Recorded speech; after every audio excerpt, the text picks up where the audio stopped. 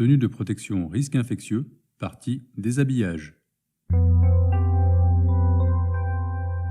Après le transport d'une personne présentant un risque infectieux, le déshabillage d'une tenue de type C est en principe réalisé au centre hospitalier.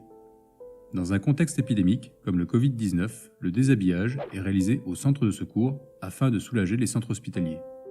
La méthode de déshabillage proposée est la suivante. Si vous disposez de surchaussures, les retirer et les jeter dans le sac d'asserie. En l'absence de surchaussures, réalisez la désinfection des semelles par trempage dans un pédiluve conformément à la DOP 30.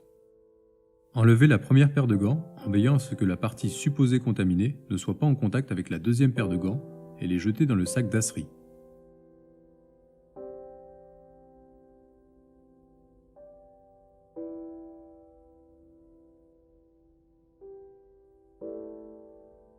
Retirez la blouse, le tablier ou la combinaison avec précaution en veillant à ne pas mettre en contact la partie supposée contaminée avec la tenue de service et d'intervention.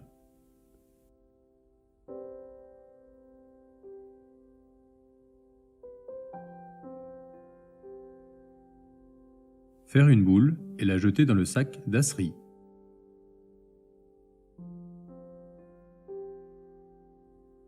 Retirez les lunettes ou la visière et les conserver dans un autre sac d'asserie pour un éventuel recyclage. Retirez la charlotte ou la capuche, puis le masque selon la méthode présentée. Les jeter dans le sac d'asserie.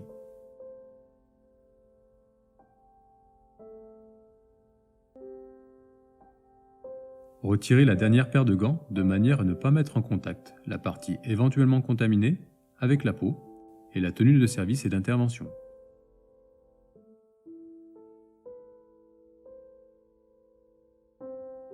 Les jeter dans le sac d'asserie.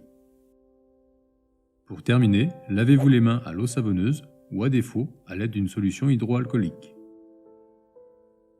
Le déshabillage doit répondre à 3 principes. Principe numéro 1. On retire et l'on jette les EPI utilisés qui ne sont pas recyclables. Principe numéro 2. Si votre tenue de service est souillée par un liquide biologique, il faut réaliser un lavage à 60 degrés.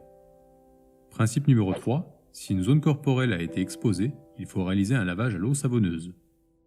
Si la méthode présentée reprend des précautions d'ordre technique, elle se complète par l'application de mesures de protection organisationnelle illustrées par les gestes barrières.